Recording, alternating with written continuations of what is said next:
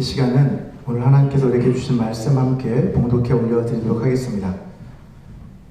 오늘 주신 말씀은 사도행전 6장 1절에서 7절까지의 말씀입니다. 사도행전 6장 1절에서 7절까지의 말씀을 저와 함께 교독하도록 하겠습니다. 제가 먼저 읽겠습니다. 그때에 제자가 더 많아졌는데 헬라파 유대인들이 자기의 과부들이 매일의 구제에 빠짐으로 히브리파 사람을 원망하니 두 사도가 모든 제자를 불러 이르되 우리가 하나님의 말씀을 제쳐놓고 접대를 일삼는 것이 마땅하지 아니하니 형제들아 너희 가운데서 성령과 지혜가 충만하여 칭찬받는 사람 7을 택하라. 우리가 이 일을 그들에게 맡기고 우리는 오로지 기도하는 일과 말씀 사역에 힘쓰리라 하니 온 무리가 이 말을 기뻐하여 믿음과 성령이 충만한 사람 스데반과 또 빌립과 브로그로와 니가노르와 디몬과 바메나와 유대교에 입교했던 안디옥 사람 니골라를 택하여 사도들 앞에 세우니 사도들이 기도하고 그들에게 안수하니라. 다 같이 읽겠습니다. 하나님의 말씀이 점점 왕성하여 예루살렘에 있는 제자의 수가 더 심히 많아지고 허다한 제사장의 무리도 이 도에 복종하니라. 아멘. 우리가 지금까지 살펴보았던 것처럼 사도행전 2장에서부터 4장까지에 묘사되어 있는 초대교회의 모습은요, 모든 성도들이 한 마음과 한 뜻이 되어 가난한 사람들을 위해서 자신의 소유를 기꺼이 나눔으로써 그 중에 가난한 사람이 한 사람도 없는 그런 아주 건강하고 또 아름다운 그러한 공동체의 모습이었습니다.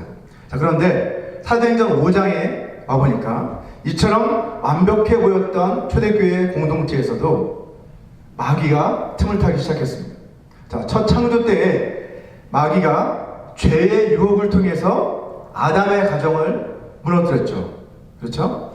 자, 그와 마찬가지로 이 새 창조 때에도 마귀는 죄의 유혹을 통해서 또다시 마지막 아담이신 그리스도시죠.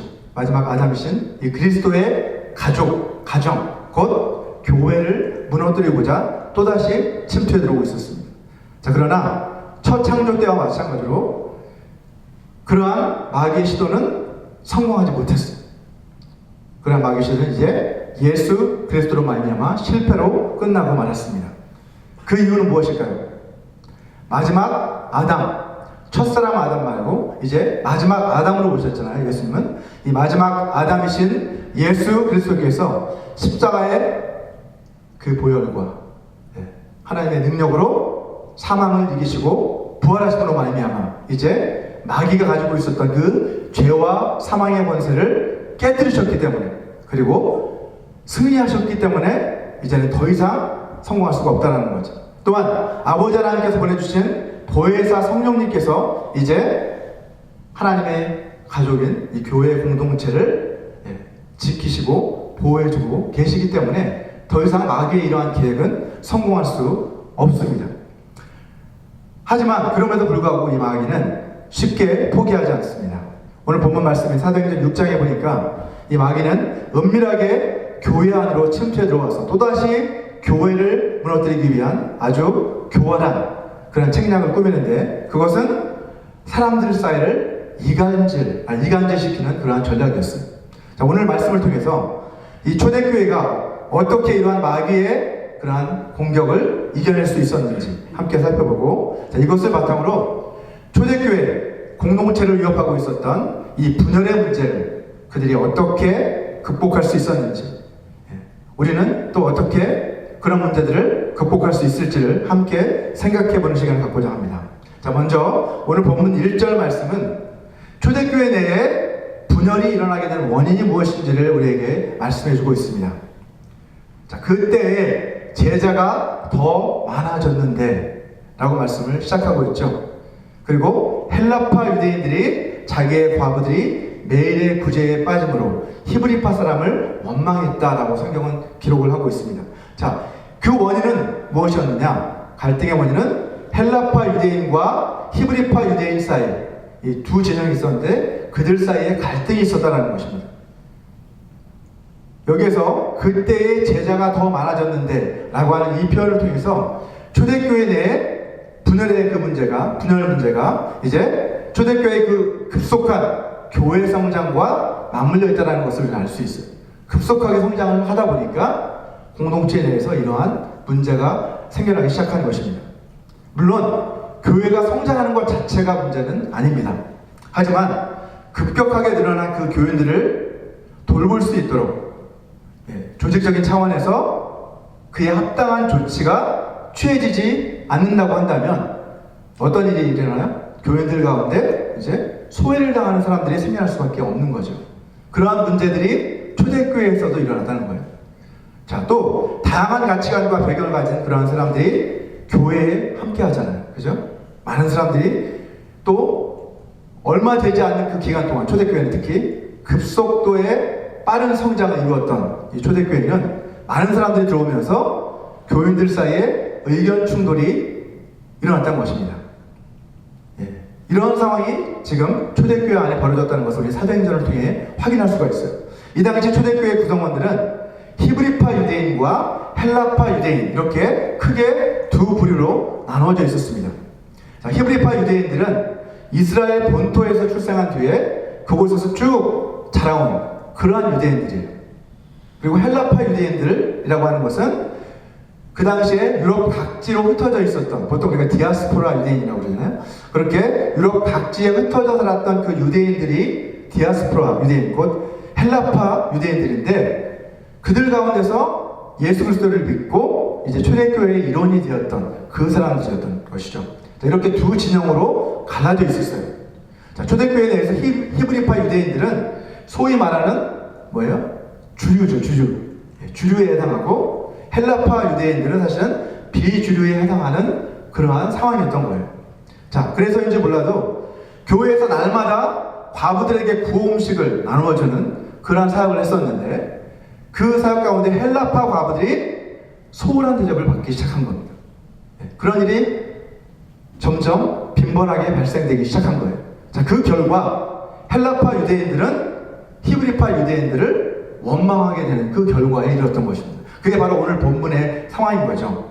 본문 2절 말씀을 보시면 이 문제를 해결하기 위해서 12사도는 제자들을 다 소집합니다. 자, 12사도가 모든 제자를 불러 이르되 라고 말씀하고 있습니다. 자, 여기서 우리는 초대교회 공동체 내에서 심각한 그런 상황이 발생했을 때 지도자의 그 위치에 있었던 이 사도들이 이 문제를 어떤 방식으로 접근했는지를 우리는 주목할 필요가 있습니다. 자, 그들은 아주 뛰어난 영성과 강력한 리더십을 갖추고 있었죠. 이 사도들, 12사도들은. 하지만 그럼에도 불구하고 그들은 독단적으로 이 문제를 해결하지 않고 모든 제자를 다 불러 모으는 모습을 우리는 확인할 수 있습니다. 자, 다시 말해서 교회의 구성원들 모두를 다 소집한 거예요. 모든 제자라는 모든 구성원들을 말하는 것입니다. 그래서 교회 공동체 구성원 전체가 중요한 의사결정을 하기 위해서 이렇게 모인 것을 볼 수 있는데 이것을 가리켜 보통 회중총회라고 합니다. Congregational Meeting. 그래서 회중 전체가 함께 모여 중요한 일을 결정하는 거예요. 자, 이것이 바로 침례교회의 대표적 특징 가운데 하나인 회중주의라고 하는 전통입니다. 그래서 초대교회 역시도 아주 중요한 문제를 결정할 때는 모든 회중이 함께 참여해서 그것을 결정했던 것을 확인할 수 있습니다. 또 본문 2절 뒷부분을 한번 보시면 개정 성경에서는 이렇게 번역을 하고 있죠. 접대를 일삼는 것, 이렇게 번역을 하고 있습니다. 자, 접대를 일삼는 것. 약간 표현 자체가 약간 부정적인 그런 뉘앙스가 담겨 있잖아요. 그죠? 접대를 일삼는다. 이렇게 표현을 하고 있는데 약간 그런 부정적인 뉘앙스 때문에 저는 세번역 성경에서와 같이 세번역 성경을 넘겨주시면 이렇게 번역합니다. 하나님의 말씀을 전하는 일을 제쳐놓고서 음식 베푸는 일에 힘쓰는 것은 좋지 못합니다. 이렇게 번역하는 것이 훨씬 더 자연스럽다고 생각합니다. 사실 이게 맞는 거죠. 음식을 베푸는 그 일에 힘쓰는 것은 좋지 못하다라고 그렇게 판단을 했던 것입니다. 이 구절을 통해서 우리는 이때까지 사도들이 하나님의 말씀을 전하는 그 사역뿐만 아니라 구호 음식을 나누어주는 그 일까지도 그들이 모두 다 감당하고 있었다는 것을 알 수 있어요. 자, 구제받는 인원이 많지 않았을 때는 사실 별다른 문제가 없었겠죠. 하지만 인원이 급속도로 성장을 하면서 사도들이 이 두 가지 사역을 다 감당하기에는 역부족이 된 상황이었던 것입니다. 자, 그래서 사도들이 회중총회를 소집한 거예요. 모든 사람들 다 불러 모아서 자신들을 도와서 이제 이 구호 음식을 나누어주는 그 사역을 감당할 7명의 사람들을 이제 선출하자라고 그렇게 발의를 한 것이죠. 자, 본문 3절 말씀을 보면 알 수 있습니다. 형제들아, 너희 가운데서 성령과 지혜가 충만하여 칭찬받는 사람 7을 택하라. 우리가 이 일을 그들에게 맡기자라고 그렇게 건의를 한 것입니다. 자, 이렇게 회중총회를 통해서 선출된 7명, 그 7명이 바로 우리가 보통 흔히 말하는 최초의 7 집사들이죠. 7 집사들. 비록 오늘 본문에는 집사라는 그 단어가 나오지 않지만 교회는 전통적으로 이들 7명을 최초로 세워진 7명의 집사들로 그렇게 여겨왔습니다. 이처럼 집사는 본래 교회 공동체 안에서 섬김 그리고 구제와 같은 그러한 사역을 감당하는 그러한 사람들로 세워졌던 직분이 바로 집사의 직분이었다는 것이죠. 오늘 본문에서 사도들은 집사 후보자의 자격으로서 3가지를 제시하고 있어요. 자, 첫 번째는 집사 후보자는 성령이 충만한 사람이어야 했습니다. 성령이 충만한 사람들은 성령의 인도하심을 받는 사람들이죠. 그래서 건강하고 성숙한 그러한 그리스도인의 삶을 살아가는 사람들이기 때문에 하나님이 맡기신 이러한 사역들을 잘 감당해낼 수 있다는 것이죠. 자, 두 번째 그 자격은 지혜가 충만한 사람이어야 했습니다. 지혜가 충만한 사람이라는 것은 세상적인 지혜를 말하는 게 아니죠. 이 구제를 위한 그 재정을 적절하게 관리하는 데 필요한 실제적인 그러한 지혜를 가진 사람들, 하나님이 부어주신 그러한 지혜를 가진 사람들이 바로 집사로 섬기기에 합당한 사람들이라는 거예요. 자, 세 번째 그건 뭐예요? 집사보다는 칭찬을 받는 사람들이어야 했다라고 성경은 말씀하고 있어요. 특별히 집사는 돈을 관리하는 사람들이잖아요. 그죠? 돈을 관리하는 그러한 일을 해야 되기 때문에 사람들 모두에게 칭찬받는, 다시 말해서 사람들이 신뢰하고 맡길 수 있는 그러한 사람들이 이러한 직분을 감당할 수 있다는 것이죠. 자, 나중에 사도 바울은 이 디모데전서에 보면 집사의 자격에 대해서 다시 한번 언급하고 있습니다. 디모데전서에 보면 집사는 이러이러한 사람이 되어야 한다고 말씀하고 있는데 우리 디모데전서 3장 8절을 한번 보시면 이렇게 말씀합니다. 집사들은 정중하고 일구이연을 하지 아니하고 술에 임박히지 아니하고 더러운 일을 탐하지 아니하고 라고 이렇게 말씀하는 것을 볼 수 있어요. 좀 바로 와닿지 않는데 이것을 영어 성경으로 보면 훨씬 더 와닿습니다. 영어의 홀만 크리스천 스탠다드 바이블을 보면 이렇게 번역을 하고 있어요.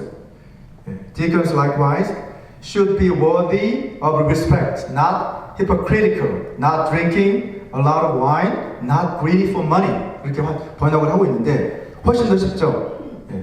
집사들은 사람들에게서 존경받을 만한 그러한 인품을 갖추고 있어야 되고 또 hypocritical, 그러니까 not hypocritical이죠. 위선적이지 않고 그 다음에 과음을 하지 않고 술을 마시지 않고라는 말이 없어요.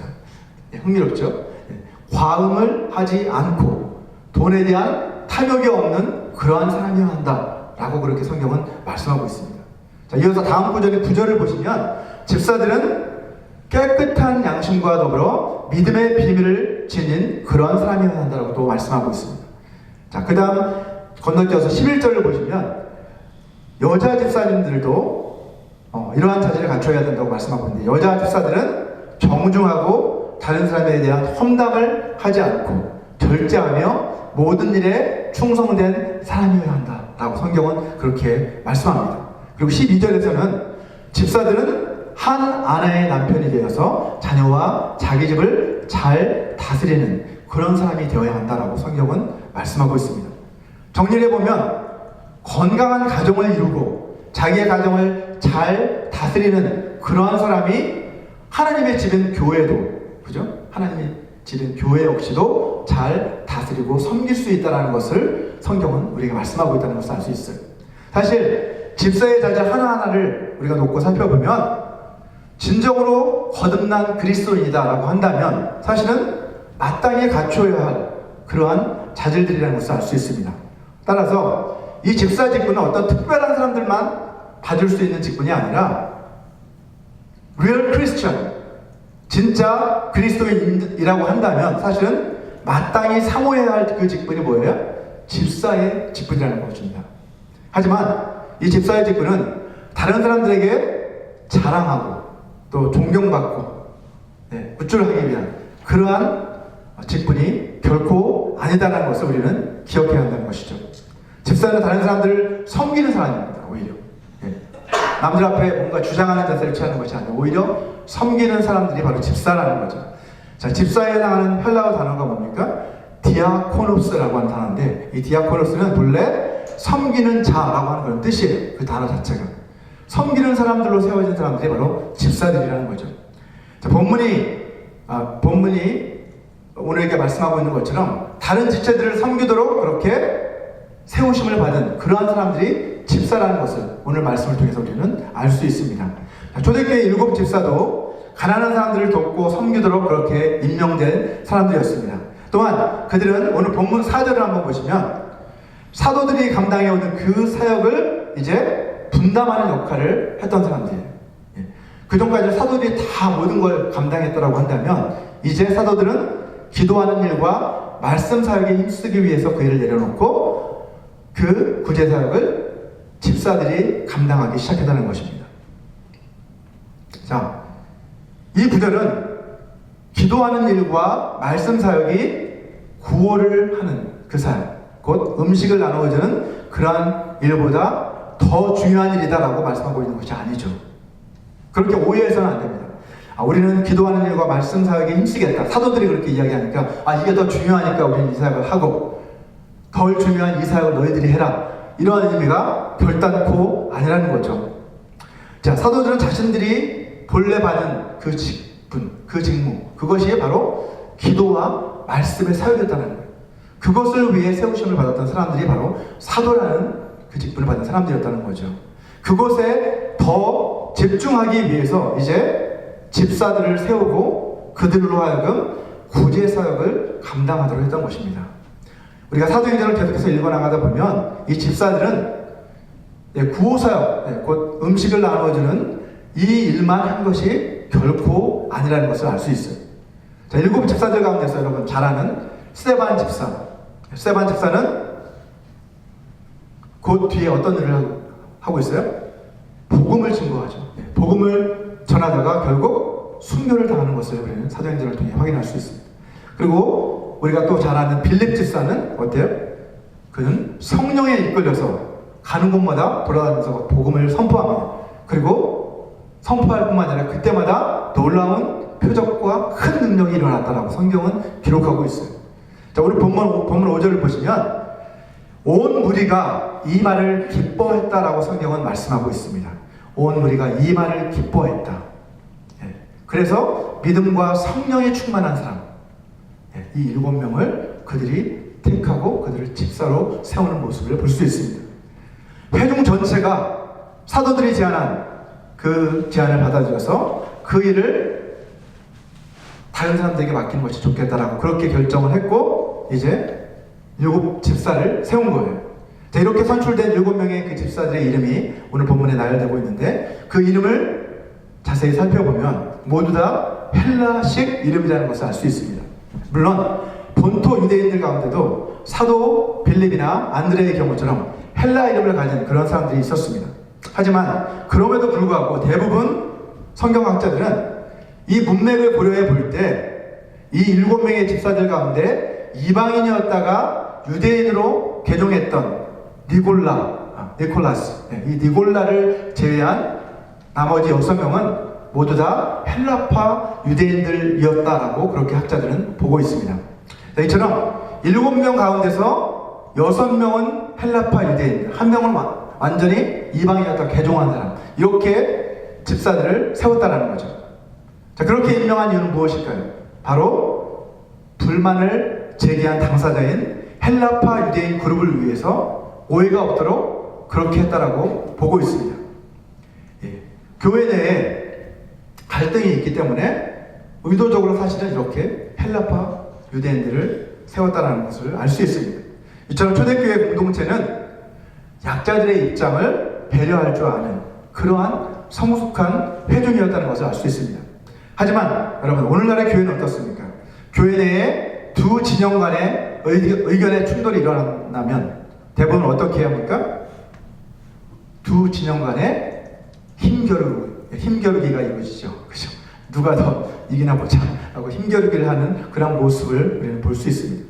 자, 그러다가 결국 힘겨루기에서 이기지 못한 그 그룹은 결국 어떻게 됩니까? 대체로 그들은 교회에서 나가서 다른 교회로 옮겨가거나 또 아예 다른 교회를 세우는 그런 모습을 우리는 너무나 자주 보게 됩니다.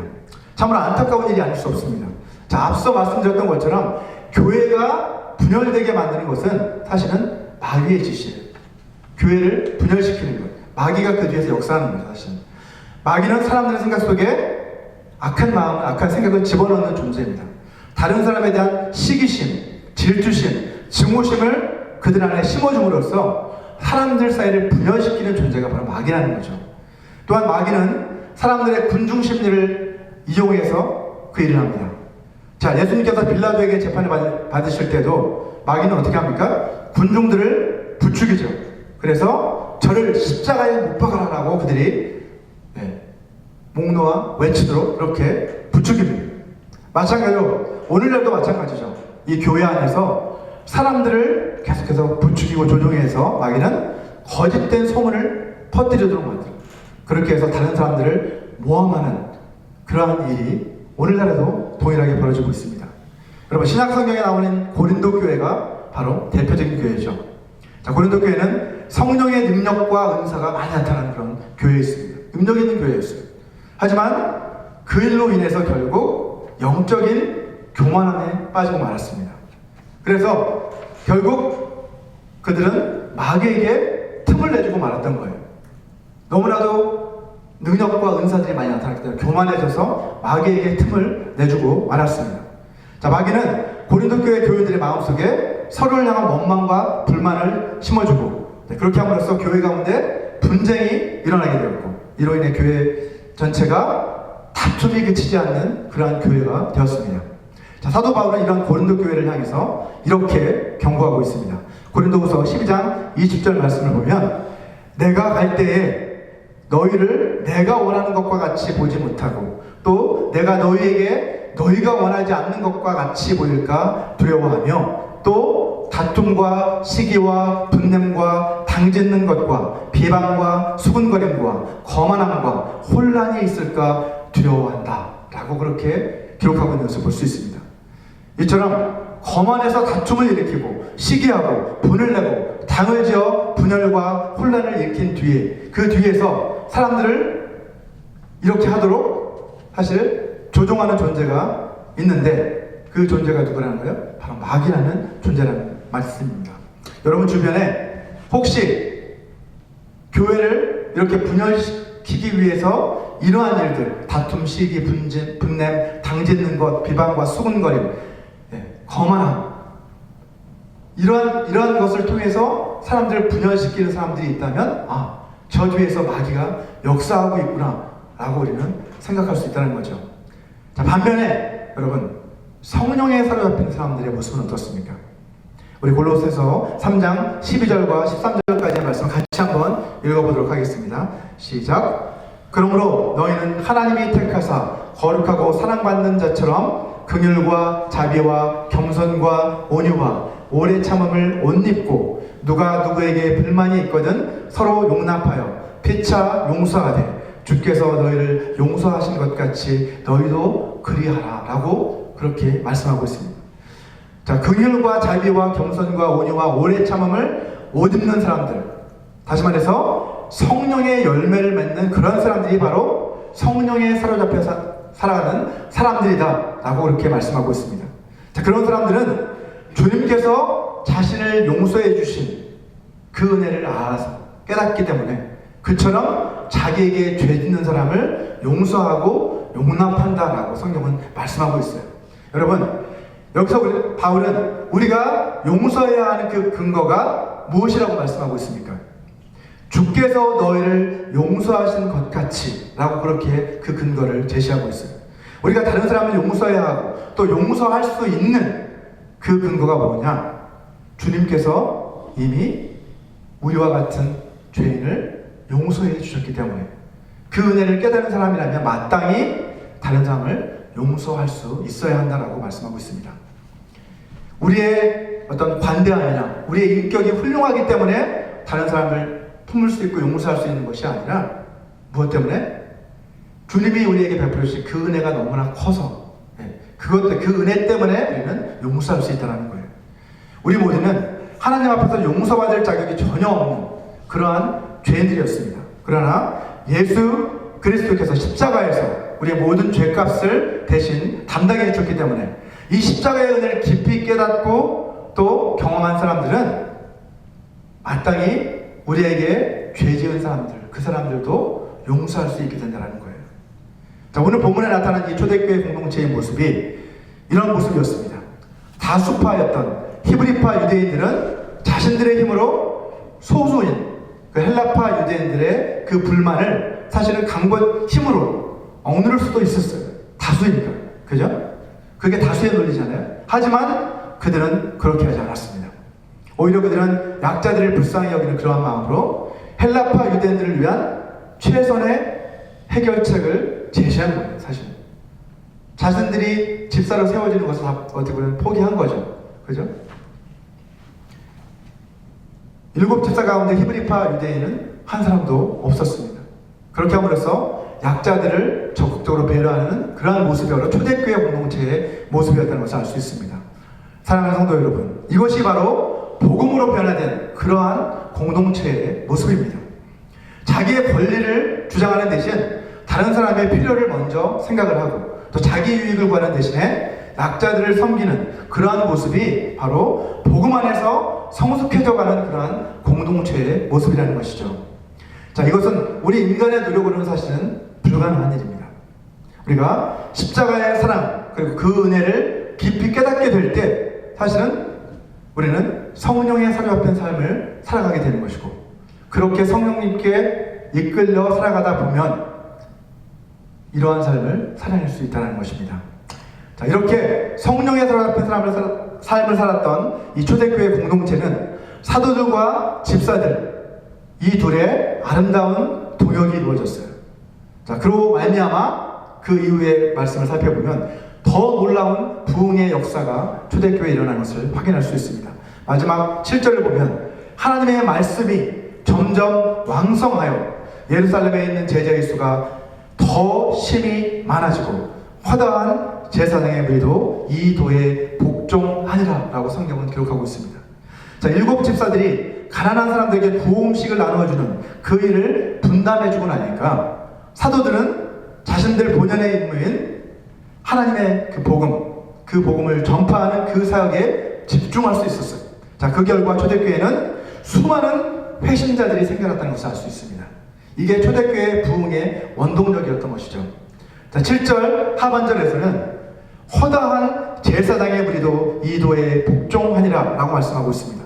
여기에서 허다한이라는 이 표현은 그 수가 매우 많았다는 것을 표현하고 있는 거죠. 복음을 가장 대적했던 그 사람들이었던 이 수많은 제사장들까지도 예수님을 믿는 그 믿음에 동참하게 되었던 것이에요. 자, 이것은 이 당시 예루살렘 교회에 일어났던 그 부흥의 놀라운 역사가 얼마나 대단한 것이었는지를 우리에게 단편적으로 보여주고 있는 것입니다. 사랑하는 성도 여러분, 오늘 우리가 살펴본 이 초대교회의 부흥의 역사는 초대교회에서만 일어날 수 있었던 일이 결코 아닙니다. 자, 오늘날 우리 가운데서도 이 역사는 동일하게 일어날 수 있다고 성경은 우리에게 말씀하고 있습니다. 왜냐하면 초대교회 성도들에게 승리를 주신 그 부활의 그리스도께서 지금도 우리와 함께 하시고 또 그 가운데 역사하셨던 성령 하나님께서도 동일하게 우리 공동체 안에 함께 하시기 때문이죠.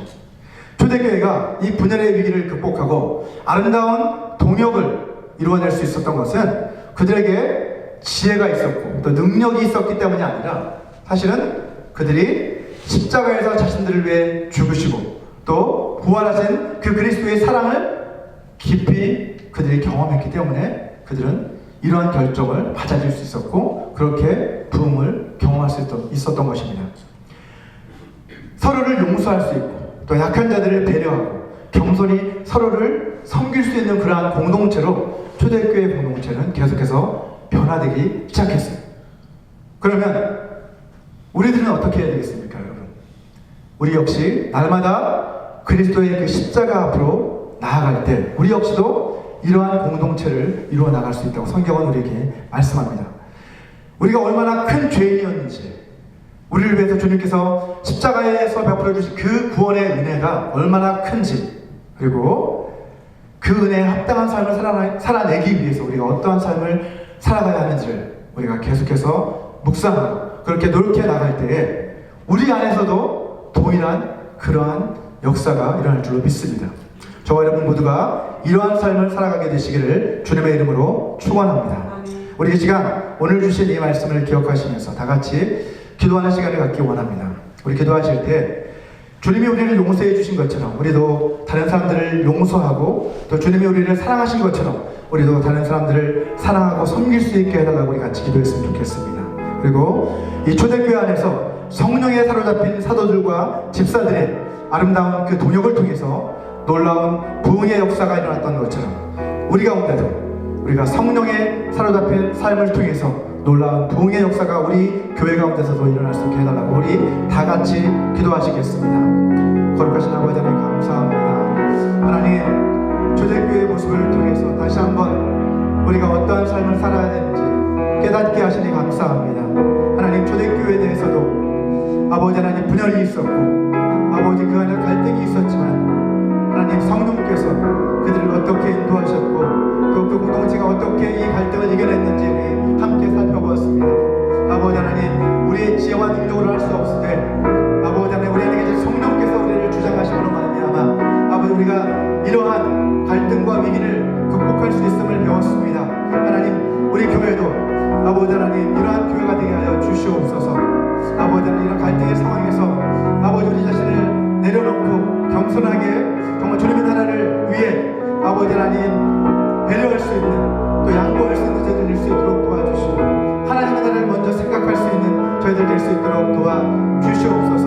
우리에게 맡겨주신 직분을 귀히 여기며 아버지 그 직분에 합당한 삶을 살아낼 수 있도록 저희들에게 능력과 힘과 지혜를 베풀어 주시기 원합니다. 또한 아버지 하나님, 저희들 함께 동역함으로 하나님의 나라를 세워나갈 수 있도록 주님의 몸된 교회를 세워나갈 수 있도록 주님께서 저희의 삶을 인도하여 주시옵소서. 더 많은 믿음의 동역자들을 보내주시고 아버지 믿음 안에서 서로 함께 동역하며 그러한 나라를 이루어갈 수 있도록 축복하여 주시옵소서. 하나님 도와주시옵소서. 사랑하는 아버지 하나님, 오늘 말씀을 통해 초대교회 성도들이 분열의 위기를 극복하고 복음을 위해 아름답게 동역하는 그 모습을 통해 우리가 어떻게 주님을 섬겨야 할지 깨닫게 해주시니 감사합니다. 우리 교회도 초대교회처럼 복음을 위해서 아름다운 동역을 이루어가게 하시고 그 결과 하나님이 보여주시는 놀라운 부흥의 열매를 거두게 하여 주시옵소서. 우리에게 구원의 은혜를 베풀어 주시고 우리 삶의 모든 필요를 공급해 주시는 주님의 그 은혜에 감사해서 이 시간 이 물질을 주님 앞에 올려드립니다. 기뻐 받아 주시옵소서. 주님 나라 영광을 위해 사용하여 주시옵소서. 예수님의 이름으로 기도합니다. 아멘. 우리 다 같이 자리에서 일어나셔서 마지막 결단의 찬양 다시 복음으로 함께 부르시고 축도로서 예배를 마치도록 하겠습니다.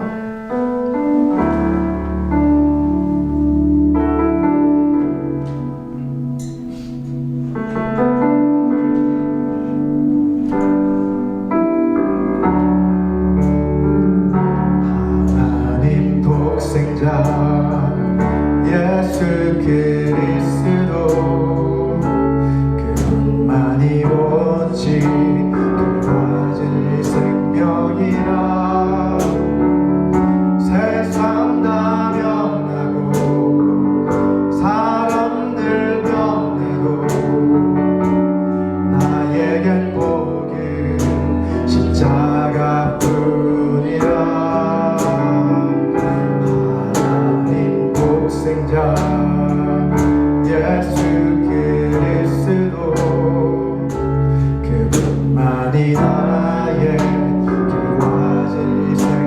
뿐이라 세상이 비웃고 사람들 떠나도 나에겐 복음 십자가뿐이라 다시 복음으로 다시 십자가로 다시 하나님께로 나아갑니다.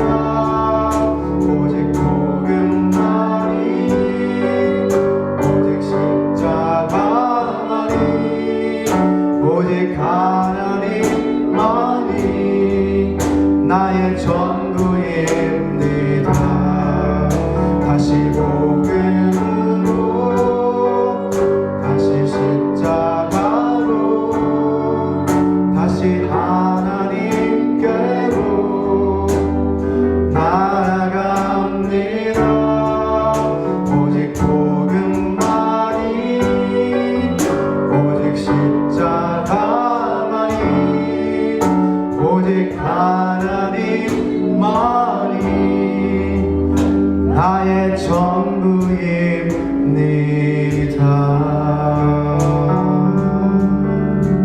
아멘. 우리 같이 기도하시겠습니다. 지금은 주 예수 그리스도의 은혜와 하나님의 사랑과 성령 하나님의 교통하심이 복음을 위한 아름다운 동역에 동참하기로 결단하는 모든 사람들에게 영원히 함께 하시기를 간절히 축원하옵나이다.